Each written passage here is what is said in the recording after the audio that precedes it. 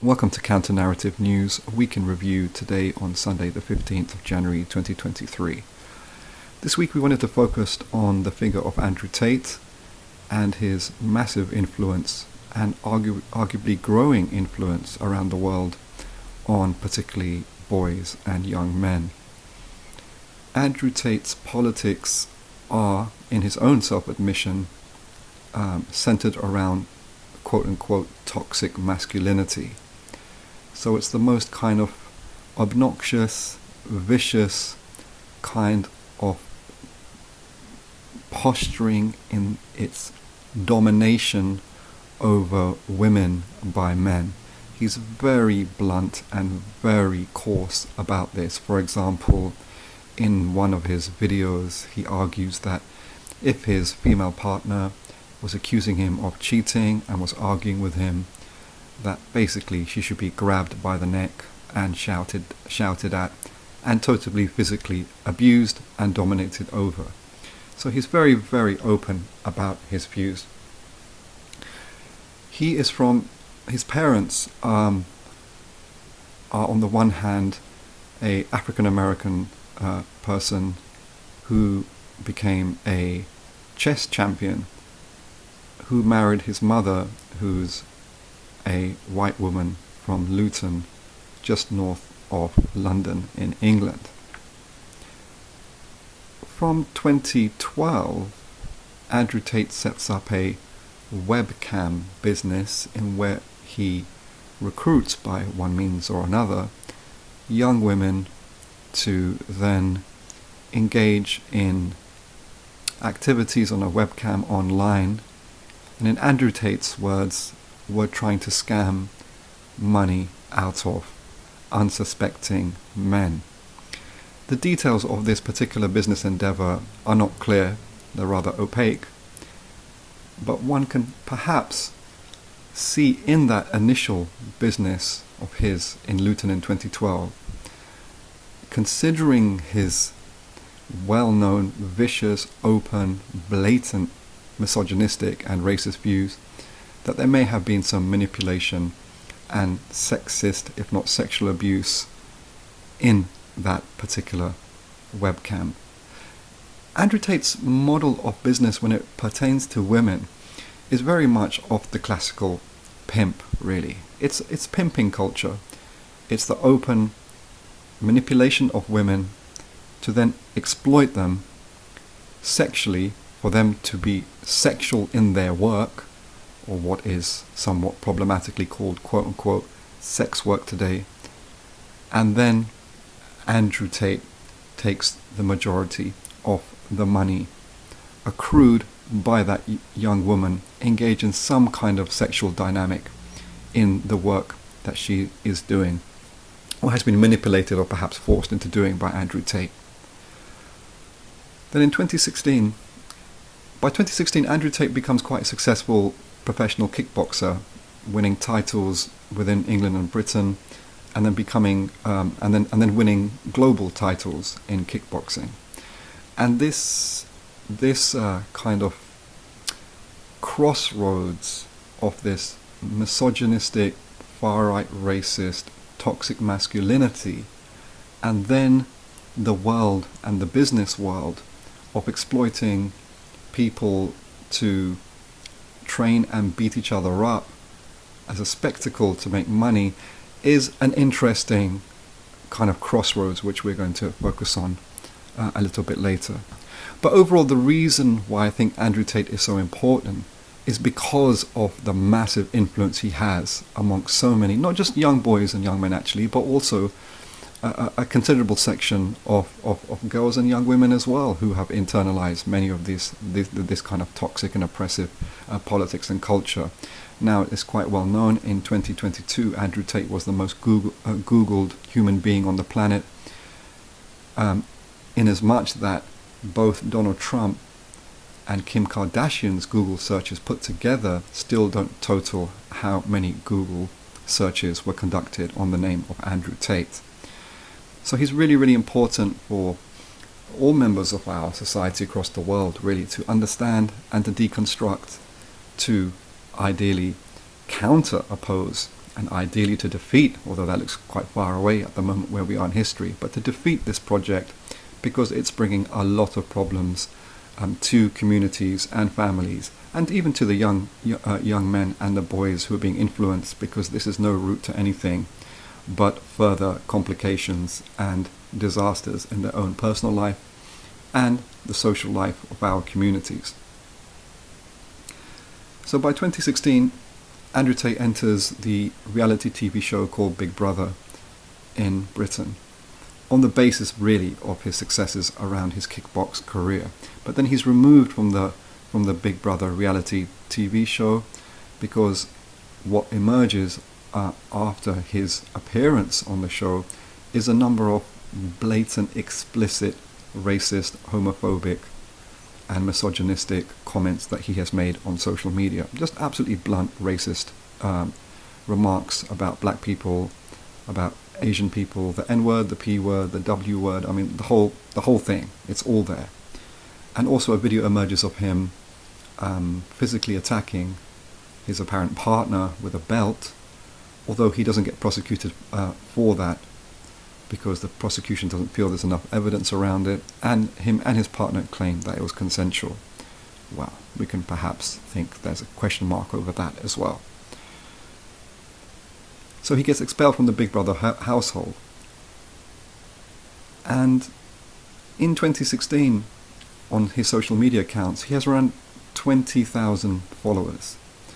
Today, if on some social media platforms, there's billions of views of his videos. And if we see the timeline and the time frame from 2016 today, it's quite interesting because it's really the rough time frame as well in which far-right governments emerge in the West, most notably in the form of Donald Trump in the USA and Boris Johnson in Britain, but also other parts of Europe, including Matteo Salvini in Italy, and now Meloni in Italy, and also President Orban of Hungary, and others who espouse very explicit, vicious white supremacist, racist views and homophobic views and misogynistic views as well. And we'll come to more to that shortly. In October 2022, last year, it's seen that Andrew Tate converts to Islam after hitherto being, at least in his own words, being a Christian. And we're going to come to this shortly as well. But back to that timeline is interesting from 2016 till today. Like I mentioned, it really is the timeline in which far-right politics become kind of the mainstream, become center ground in the form not only of governments, as aforementioned, but also of general politics and culture as well. So today, far-right news platforms, media platforms on social media and on TV are in our faces. Before, for example, in the British context, you have two far-right news channels now, Talk TV and GB News, right next to each other in terms of channels. And really, interestingly, what pioneered that type of mainstreaming of far-right media platform was actually the Moscow's project of Russia Today. Now, Andrew Tate has well-known connections to leading far-right figures. I mean, pretty much every very senior far-right figure that you can think of in Britain and the USA, Andrew Tate has openly fraternized with them. Going back to his mother's hometown in which he lived, Luton is also the resident community of another very toxic and notorious figure of the far right, that is so-called Tommy Robinson, real name Stephen Yaxley Lennon, who initiated and led the very racist, provocative street movement called the English Defence League targeting Muslims. Now, Andrew Tate claims he's converted to Islam in recent months, but his associations with Tommy Robinson, Stephen Yaxley Lennon, are well known, and he's been very open and proud of it. So a quote directly from Andrew Tate. He says, "If you look at Tommy Robinson, He's doing his best to protect England from Islamicization. End of quote. So the question arises then, why does Andrew Tate feel that he needs to publicly posture as a convert to Islam? He has been arrested just over a week ago with his brother Tristan Tate in Romania under charges of people trafficking in relation to young women, holding them against their will, and also sexual exploitation. Could it be, or is it likely to be, that Andrew Tate's apparent conversion to Islam is a strategy that he employed where he perhaps knew he was going to get into trouble and he needed a wide support base across the world where people would champion him no matter really what he did, because he's a Muslim now? And unfortunately, in the Muslim community, like in every religious community actually, you have increasingly these religious communities being hegemonized by supremacist forces at the very least, if not quite right-wing, if not far-right political and cultural forces. But we'll go more into this shortly.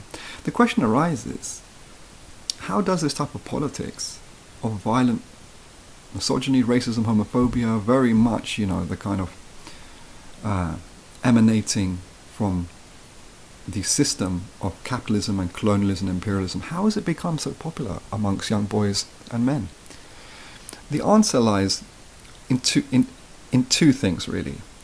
On the one hand, it's the phenomenon of social media and the way in which children and young people have engaged online, particularly in the gaming world, so computer games that are played online and connects you with many other people. So in real time, you're connecting with other people, playing characters with you in the same game, and you're interacting with them. There's that on the one hand.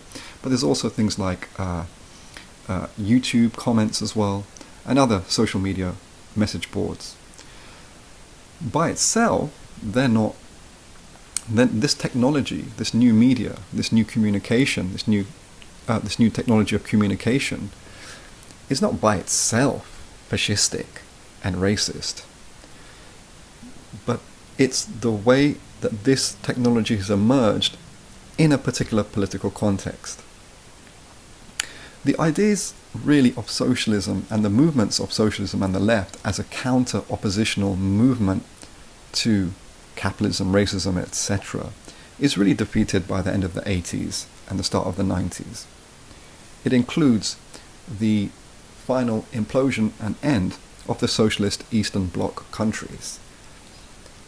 And although they were quite dysfunctional and many criticisms can be and should be made of them in a constructive manner, it did signal the defeat of any kind of alternative, and very much so Margaret Thatcher saw herself as a leader in that struggle to defeat, alongside her comrade in arms, the US leader Ronald Reagan. Thatcher felt that she had achieved her historic goal. And after the debacle of Thatcher and the way she was removed from the leadership of the Conservative Party, in interviews she was like, look, I've done actually, there's nothing you can really criticize me over, because I achieved the greatest thing that we possibly could, which was the overthrow of global communism or socialism. So once that is overthrown, and the small vestiges of the legacies of that are squashed through the 90s, the political terrain is totally open, increasingly to the growing vicious elements emanating from coloniality and Western capitalism, and this becomes globalized. And the term globalization actually occurs in the 90s as well, which really is a globalization of the victory of Western capitalism, but it has other problematic elements to it. But that aside for a second. So on the one hand you have this new social media, and on the other hand you have a global trend and situation in whereby socialist ideas and movements and states are destroyed and overthrown and defeated, and you have the increasing victory of the right wing and then the far right. Now, then we have to, I think, interrogate and look closer in this context about masculinity itself.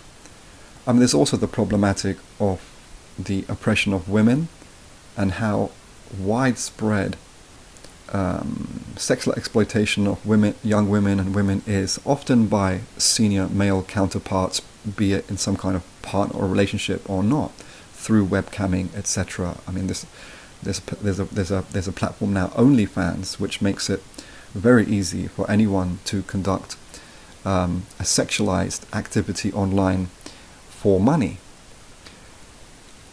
And so this happens, and the reason this is growing is on two things. One is the general socio-economic condition as it's developed. Employment is precarious. Long-term employment with contracts and permanent positions is increasingly rare. Agency work, very poor work, precarity in work is increasing and is fast becoming the norm, tragically, and which is devastating communities. Connected to that, and connected to all of this kind of victory of Western capitalism, you have the growing domination of finance capital. So we're talking about financial management services from the City of London, which are in control of mortgages and housing development. And it's made housing unaffordable for most people, so you have overcrowded housing and a difficulty and largely an inability of people to secure housing adequate for themselves or any future family that they might have, etc. So then people are looking for alternative methods, and inevitably the growing super exploitation of labouring people, of working people, will increase in this context. So slave labour in Britain and across the West has increased exponentially over the last 20 to 30 years. Indeed, the British economy, like most Western economies, is, even in the domestic sphere, predicated on quote-unquote illegal labour here, who are earning £1, £2, £3 an hour, if that. Not to mention those people who are hardly earning anything and who are basically totally enslaved, including the trafficking of women by organised pimps and women abusers into this country, often from East Europe, but other parts of the world as well. So that whole oppression of women and girls has increased because of the socio-economic condition, and connected to that, the cultural growing acceptance of the pimping framework, even by large sections of the West, as just legitimate and even positive. It was interesting when Bell Hooks critiqued some years ago, before she passed away. Bell Hooks is a well-known quote-unquote black feminist. She critiqued Beyonce's Lemonade album, saying that a neoliberal capitalism that's internalized by a black woman and then promoted amongst other black women is not acceptable and has to be critiqued and has to be deconstructed. A lot of young people on social media just rejected Bell Hooks' critique. It was just totally rubbished and rejected without any real constructive engagement. So that was an interesting moment in which Bell Hooks, who's a giant of a person who critiques particularly misogyny and sexism, but also interconnects it with imperialism and capitalism and racism, is just largely rejected. Then we return back to the person of Andrew Tate and his involvement in kickboxing. Now, kickboxing and mixed martial arts and the UFC business or racket or whatever you want to call it, it's largely men but also women training with discipline in a fighting system to then attempt to defeat through physical torture, basically, in a ring or octagon or whatever it is in the arena, the opponent, for everyone to quote-unquote enjoy, and for them to make a little bit of money, but really the people at the top of the business who make the maximum money out of that. It's a totally exploitative industry, and it's become massive and normalized as well. So within that, you have men conducting violence as a profession that's just grown massively. I mean, MMA and the Ultimate Fighting Championship, the UFC, is enormous. It's just mainstream totally. So you have generations of boys and young men who've been online, in gaming online, being influenced by the right and racist ideas that's been normalized through that and other social media platforms and online platforms and activities. You have that going on. And then they're fed into this growing mass mainstream culture of open exploitation and physical abuse. And in that, how does the left kind of deal with this whole situation and deal with this? The left has largely failed. And then you get to the problematic of how you can there be a revolutionary masculinity that's in line with women's liberation, of countering white supremacy and anti-imperialism? Arguably, yes, you can, but the left have failed in that. As I mean, the left has been dysfunctional and weak over the whole full spectrum of all cultural and political and social issues for decades and generations now, and it's the same with the issue of masculinity. You can be strong as a man, you can be disciplined, you can train hard, but also you can use that strength to protect your community through love and sensitivity and patience and care, but sometimes also through confrontation if need be. So masculinity doesn't have to be defined in a toxic way that's anti-people. It can also be defined in a way that's that can be liberating. If we look at the UFC industry, this man called Dana White is in charge of the UFC. He has close relations with Donald Trump and endorses Donald Trump's political project when Donald Trump was president. And again, Dana White himself as well has more recently been proven to physically attack his partner in public. And he has not lost his position as the head of UFC after this scandal. But any comparative other senior person in professional basketball or professional football or any other kind of sport would most likely have lost their job immediately. So there's a normalization within UFC and MMA, and you have many openly, viciously far-right racists competing in this, and it's not, and they're allowed to do it and facilitate to do that. Then you have another spokesperson for UFC and other and who's linked to this whole kind of fighting industry called Joe Rogan.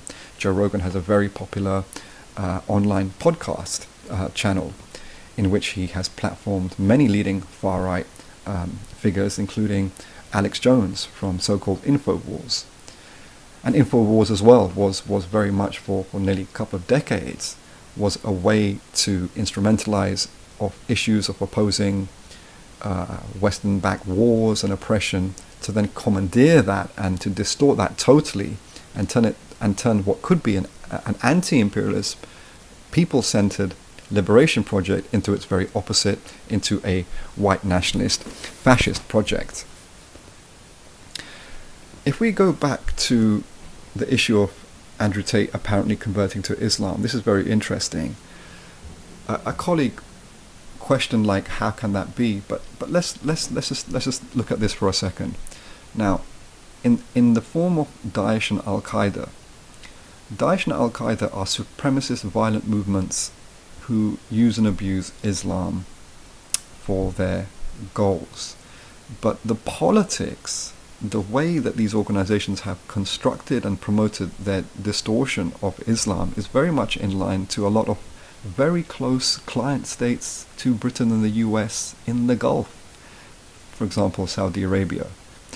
The official kind of state ideology of Saudi Arabia is very close and very similar to Daesh and Al-Qaeda. And Daesh and Al-Qaeda itself is like a asymmetric mirror image of white supremacy itself. It operates in exactly the same framework. And now we know in the case of Daesh that it's well known that they sexually enslaved women who they considered outside the fold of Islam or whatever, especially in the case of the Yazidi community and the women and girls in that who were sexually enslaved and abused by Daesh. So on the one hand, it kind of fits that Andrew Tate would see that community with its own form of toxic masculinity in its very violent forms, to think, okay, if I'm going to get in trouble, I need a big support base who will not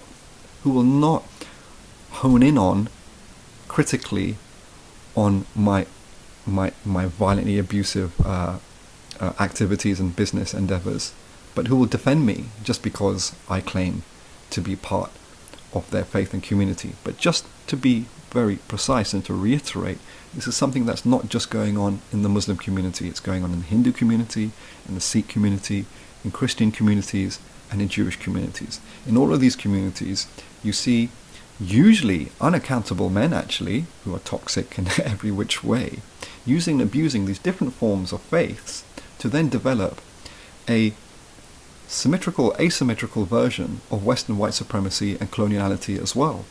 And then it becomes internalized, and it's got a mass character, which is leading governments, the State of Israel, the BJP in India, and so on and so forth. And the Muslim community has really been divided on the Andrew Tate issue.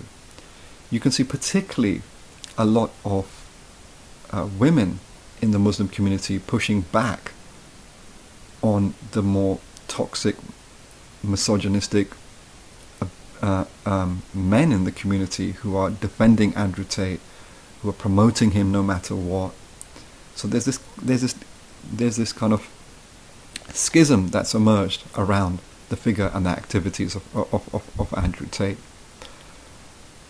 So the question and the challenges going forward, how can we counter this? It's very difficult because there is no growing functional left that counters anything coming from the right, and the right are increasingly hegemonic and victorious. Now, there's been a report, which I think I've reported in previous daily news or counter-narrative news. There's been report by the leadership in the education system in Britain who have rung the alarm bells, especially through the pandemic, that the influence of the vicious racist and misogynistic views of Andrew Tate has really grown exponentially amongst boys in secondary school and high schools, and perhaps the end of primary school.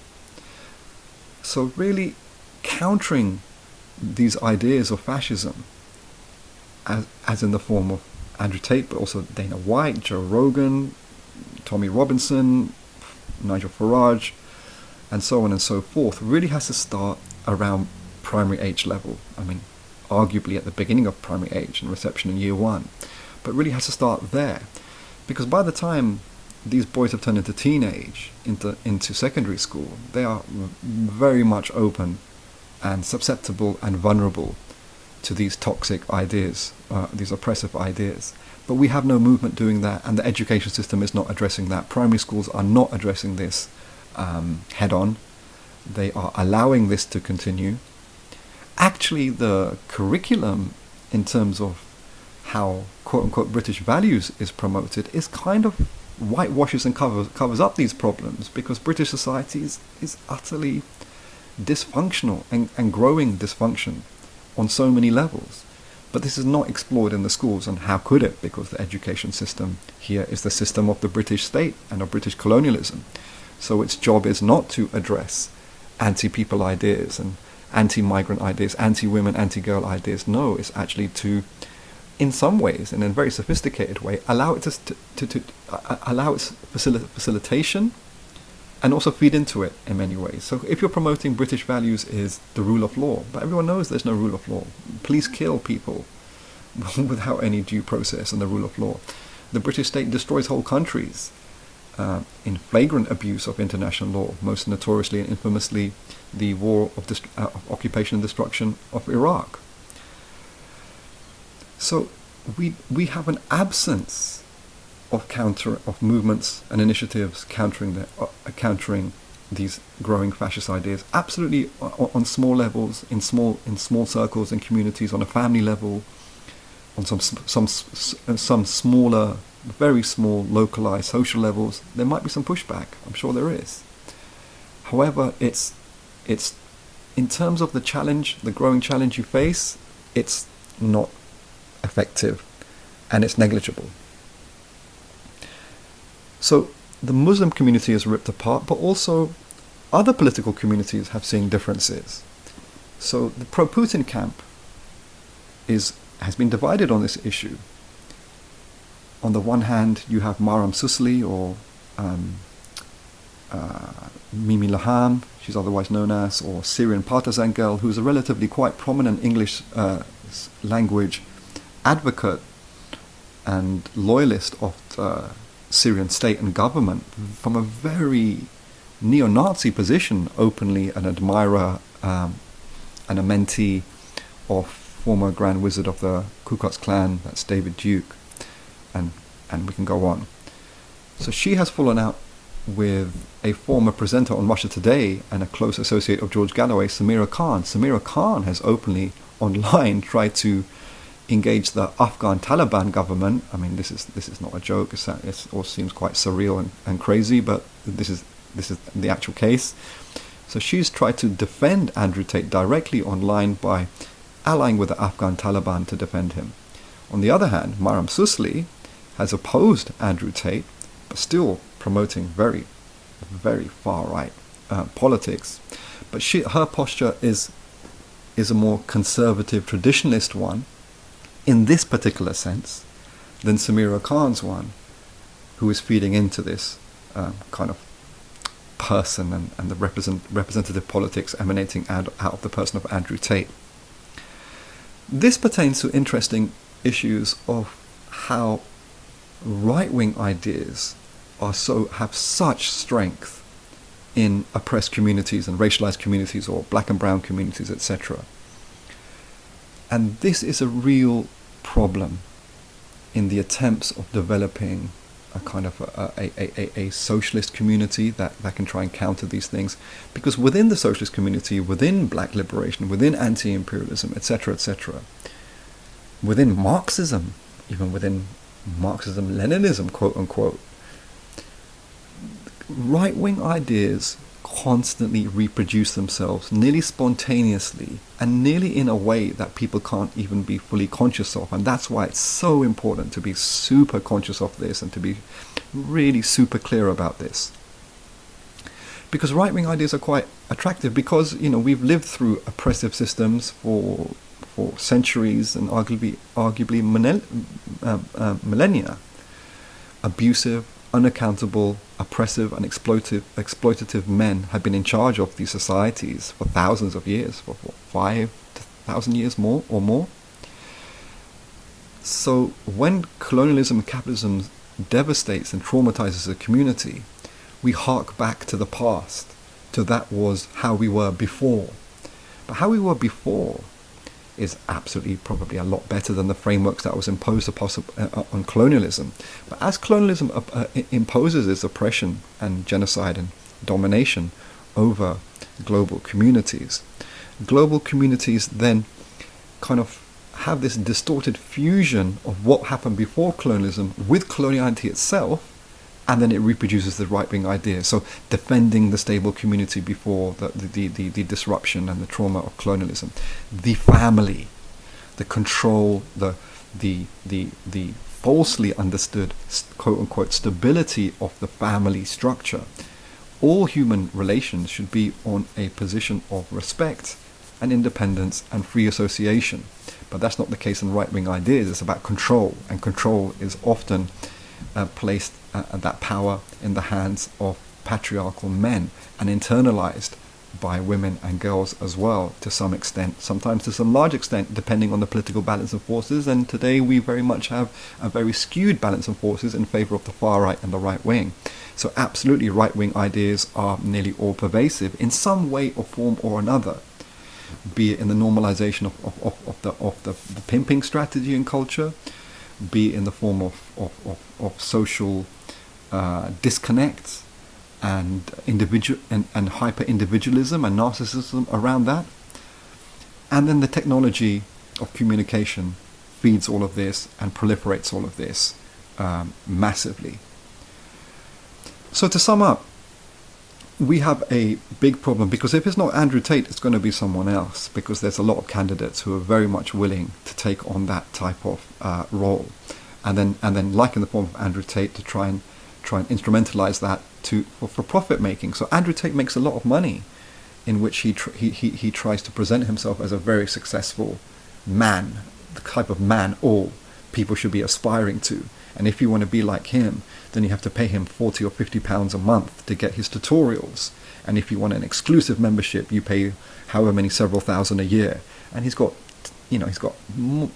hundreds of thousands of boys and men who are paying him money for this toxic nonsense. The other thing you have to keep in mind is with social media and online gaming, we have now a second generation, at least, who are growing up often in fractured family households, overcrowded housing, or in situations where the parents or the adult in the home is not aware of the communication they're having online, or what they're subjecting themselves to online. So you have often unmonitored access by children, young boys, and particularly boys, engaging in these toxic fascist communities. And again, this is not being addressed in any way in terms of social movements, etc. But leaning back to some legacies of, for example, the Black Parents movement in and around London in the 70s. These things have to be restarted, reinitiated, and attempts have to be made at strategic pushback. And it's very complicated and it's very difficult because, as I mentioned before, the mass internalization on the left of right-wing ideas. And that's a very difficult thing to contend with. Even simple notions of unity between different religious groups, ethnicities, and nations within our communities is absent. Who is advocating unity in your community, on the council estate, down your road, where working class people live? Is anyone promoting unity? No. Multiculturalism, quote unquote, i.e. the formal British colonial divide policy spun as positive, actually formalizes division as quote unquote good. So that's what we're faced with. A mass internalization of right-wing and even sometimes far-right ideas and culture on the left. And by the far-right themselves, a continuously roller coasting victories of them on the cultural, social, and political level. I hope that's been of some use to people. I would encourage people to respond with comments and feedback, and to initiate these conversations as much as possible online, to denounce Andrew Tate, to interrogate and critique and deconstruct these viciously anti-people and inhumane ideas, and in the place of them, to construct a liberation-oriented, a people-oriented, a women's liberation-oriented, a nurturing, sensitive, revolutionary ethic, politic, and culture. Many thanks.